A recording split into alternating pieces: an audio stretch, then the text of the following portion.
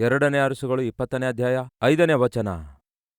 ನೀನು ಹಿಂದಿರುಗಿ ಹೋಗಿ ನನ್ನ ಪ್ರಜೆಗಳ ಪ್ರಭುವಾಗಿರುವ ಹಿಜ್ಕೀಯನಿಗೆ ಹೀಗೆ ಹೇಳು, ನಾನು ನಿನ್ನ ಪ್ರಾರ್ಥನೆಯನ್ನು ಕೇಳಿದ್ದೇನೆ, ನಿನ್ನ ಕಣ್ಣೀರನ್ನು ನೋಡಿದ್ದೇನೆ. ನೀನು ಗುಣಹೊಂದಿ ನಾಡದು ನನ್ನ ಆಲಯಕ್ಕೆ ಬರುವಿ. ನಿಮಗೆ ಗೊತ್ತಾ ಸಹೋದರ ಸಹೋದರಿಯರೇ, ಈ ವಿಷಯ ಗೊತ್ತಾ? ಬೈಬಲ್ನಲ್ಲಿ ಯಾರೇ ಆಗಲಿ ಕಣ್ಣೀರು ಸುರಿಸಿ ಪ್ರಾರ್ಥನೆ ಮಾಡಿದಾಗ ಒಬ್ಬರ ಪ್ರಾರ್ಥನೆಯನ್ನು ಕೂಡ ತಿರಸ್ಕರಿಸಿದಂತಹ ಸಂದರ್ಭ ಇಲ್ಲ. ಬೈಬಲ್ನಲ್ಲಿ ಯಾರೇ ಆಗಲಿ ಕಣ್ಣೀರು ಸುರಿಸಿ ಪ್ರಾರ್ಥಿಸಿದಾಗ ಆ ಪ್ರಾರ್ಥನೆಯನ್ನು ದೇವರು ಅಂಗೀಕರಿಸಿದ್ರು. ಅಂದರೆ 2ನೇ ಮದುವೆ 3ನೇ ಮದುವೆ ಆಗುವುದಕ್ಕಾಗಿ ಅಳುವುದಾದರೆ ಆ ರೀತಿ ಅಳುವುದನ್ನು ದೇವರು ಅಂಗೀಕರಿಸಲ್ಲ. ಇದ್ದೀರಾ ಅಂಥವರು ಈ ದಿನ ಯಾವುದಕ್ಕಾಗಿ ನೀವು ಕಣ್ಣೀರು ಸುರಿಸುತ್ತಾ ಇದ್ದೀರೋ ಅದು ದೇವರ ಚಿತ್ತ ವಾಕ್ಯಾನುಸಾರವಾಗಿ ಇರೋದಾದರೆ ಕೇಳ್ರಿ, ನಿಮ್ಮ ಕಣ್ಣೀರು ಆತನು ನೋಡುವಾತನಾಗಿದ್ದಾನೆ. ಈ ದಿನ ನಮ್ಮ ಮಧ್ಯೆ ಕೆಲವರು ಕಣ್ಣೀರು ಸುರಿಸುವಂಥವರಾಗಿದ್ದಾರೆ, ಬಹಳ ಪ್ರಲಾಪಿಸ್ತಿದ್ದಾರೆ.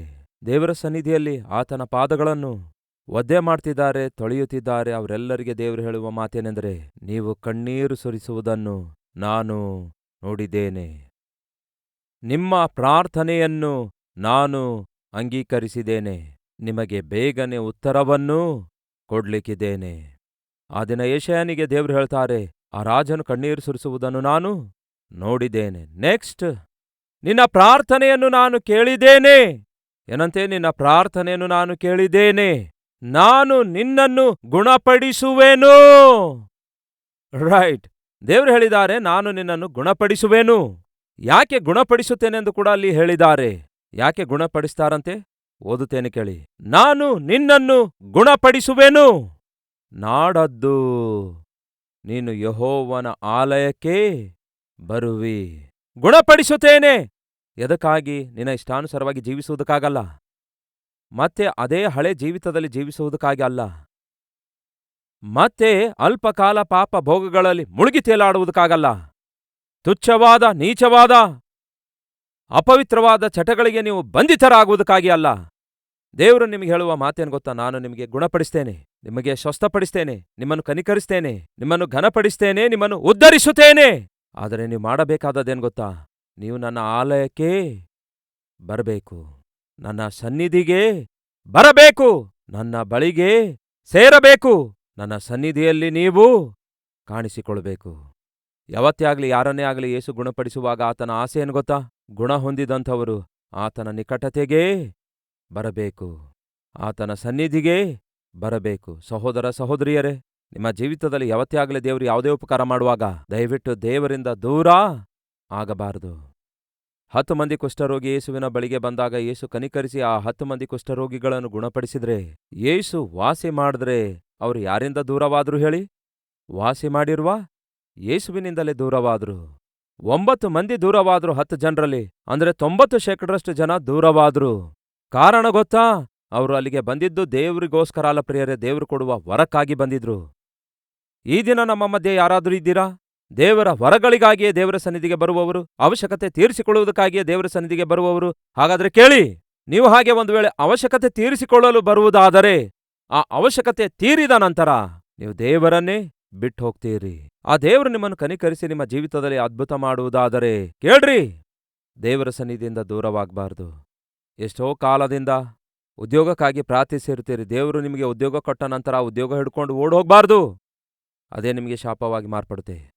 ದೇವರನ್ನು ಬಿಟ್ಟುಬಿಟ್ಟು, ದೇವರ ಸನ್ನಿಧಿಯನ್ನು ಬಿಟ್ಟುಬಿಟ್ಟು ಉದ್ಯೋಗ ಹಿಡ್ಕೊಂಡು ಹೋದ್ರಿ ಅಂದ್ಕೊಳ್ಳಿ, ಮದುವೆ ಆಯ್ತು ಅಂದುಕೊಂಡು ಕೊನೆಗೆ ನಿಮ್ಮ ಗಂಡನೊಂದಿಗೆ ಹೆಂಡತಿಯೊಂದಿಗೆ ಸಂಸಾರ ಮಾಡ್ತಾ ದೇವರಿಂದ ದೂರವಾದ್ರಿ ಅಂದ್ಕೊಳ್ಳಿ.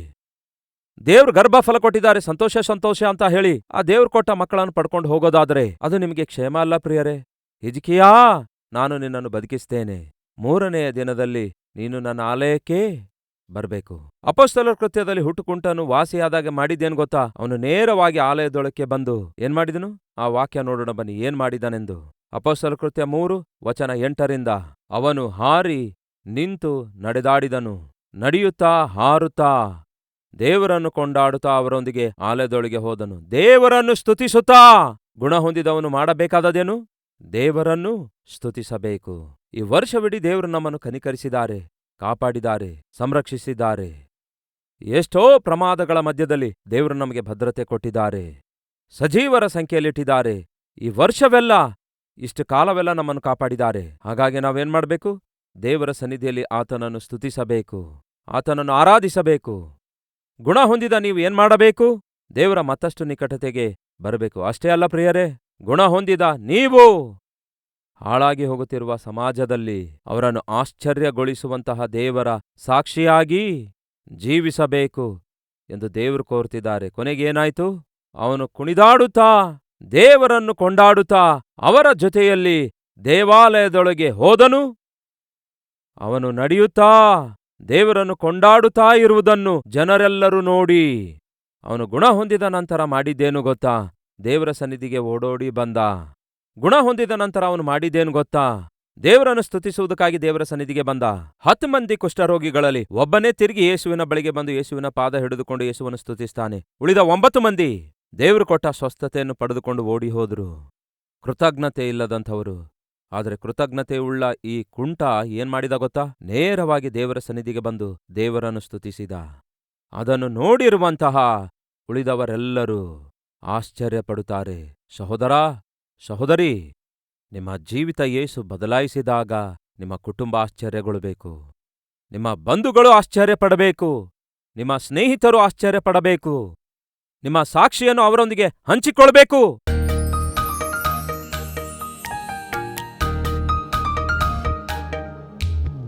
ಪರಿಶುದ್ಧ ದೇವರೇ, ನಮಗೆ ಒಳ್ಳೆ ಆತ್ಮಿಕತೆಯನ್ನು ಕೊಡಿರಿ, ಒಳ್ಳೆ ಆರೋಗ್ಯವನ್ನು ಕೊಡಿರಿ, ಒಳ್ಳೆ ಭವಿಷ್ಯವನ್ನು ಕೊಡಿರಿ.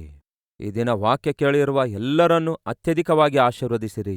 ದೇವರೇ, ಅಪೊಸ್ತಲರ ಕೃತ್ಯದಲ್ಲಿ ಪೇತ್ರ, ಯೋಹಾನರು ಪ್ರಾರ್ಥಿಸಲು ಹೋಗ್ತಾರೆ. ಹಾಗೆ ಪ್ರಾರ್ಥನೆ ಮಾಡಲು ಹೋದಂಥವರೇ ತಮ್ಮ ಜೀವಿತದಲ್ಲಿ ಹೊಂದಿರುವ ನಿಮ್ಮನ್ನೂ ಬಿದ್ದು ಹೋಗಿರುವವನಿಗೆ ಪರಿಚಯಿಸಿದಾಗ ಅದರ ಪ್ರತಿಯಾಗಿ 2 ಪ್ರಯಾಣ ಪ್ರಾರಂಭಿಸುತ್ತಾರೆ. ಆದರೆ ಆಲಯಕ್ಕೆ ಮಾತ್ರ 3 ಸೇರಿಕೊಳ್ತಾರೆ. ಅಂತಹ ಕೃಪೆ ದಯಪಾಲಿಸಿರಿ. ಈ ವಾಕ್ಯ ಕೇಳಿರುವ ಪ್ರತಿಯೊಬ್ಬರೂ ದೇವರೇ ಆತ್ಮಗಳನ್ನು ಸಂಪಾದಿಸುವವರನ್ನಾಗಿ ಮಾರ್ಪಡಿಸಿರೆಂದು ಯೇಸುವಿನ ನಾಮದಲ್ಲಿ ಬೇಡಿ ಹೊಂದಿದ್ದೇವೆ ತಂದೆಯೇ, ಆಮೇನ್.